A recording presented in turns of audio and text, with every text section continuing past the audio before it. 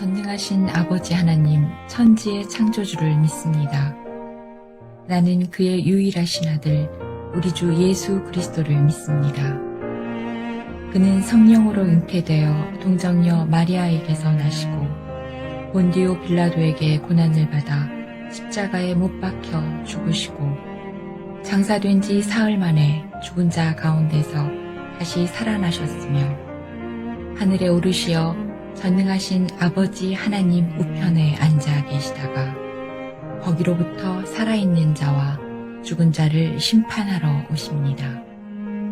나는 성령을 믿으며 거룩한 공교회와 성도의 교제와 죄를 용서받는 것과 몸의 부활과 영생을 믿습니다.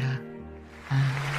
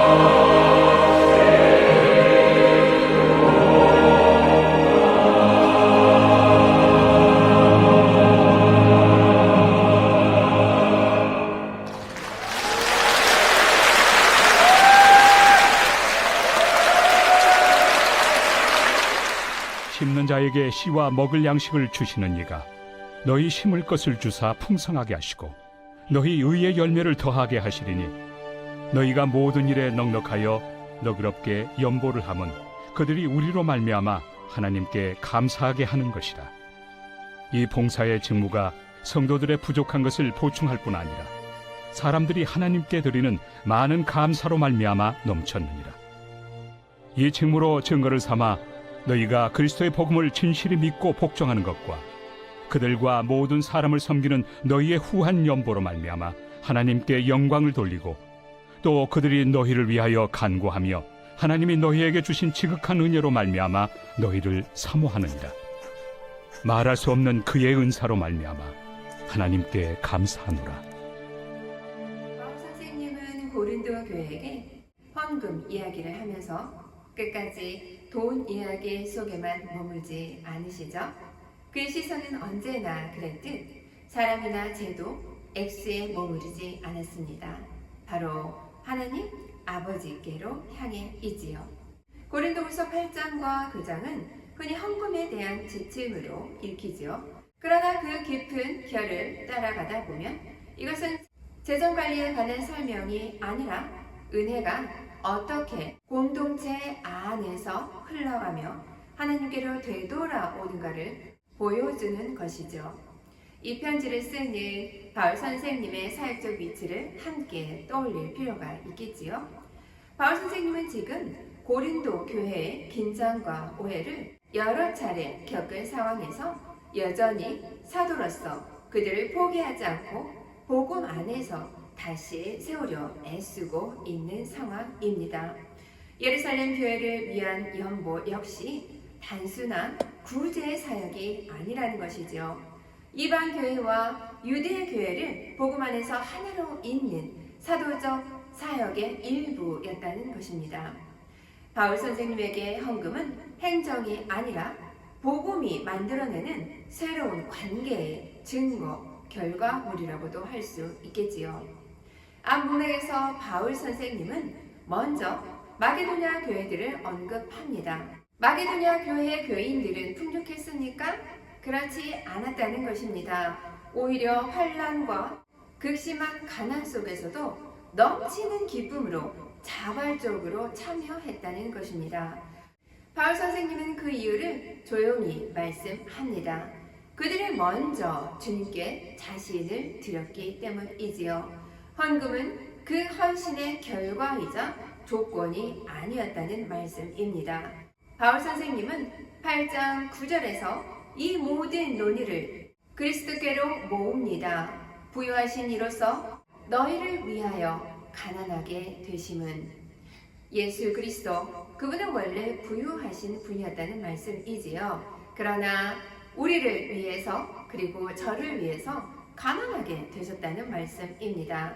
헌금의 기준은 교회의 재정 상태가 아니라 그리스도의 자기 비움과 은혜의 방향이었던 것이지요. 이러한 맥락에서 9장 10절이 시작됩니다. 심는 자에게 씨와 먹을 음식을 주시는 이가 라고 바울 선생님은 하나님을 설명할 때 언제나 하나님을 공급의 시작점에 둔다는 사실입니다.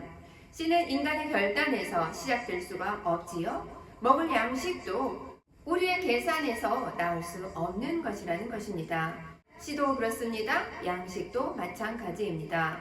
모든 시작은 바로 하나님께 있습니다. 그리고 하나님은 씨를 한 번 주고 끝내시는 분이 아니지요. 심을 씨를 주실 뿐만 아니라 다시 심을 수 있는 씨를 더하시고 그 열매를 무럭무럭 자라게 하시는 분입니다. 여러분, 이 장면을 그려보면 헌금은 잃어버리는 행위가 아니라는 것이지요. 그 흐름에 참여하는 행위로 드러난다는 말씀입니다. 하나님께서 시작된 은혜가 사람을 거쳐 다시금 하나님께로 돌아가는 하나의 순환이라는 것이죠. 그래서 바울 선생님은 모든 일에 넉넉하여 모든 선한 일을 넘치게 하려 하심이라 라고 말씀합니다. 여기서 말하는 넉넉함은 통장의 숫자가 아니지요.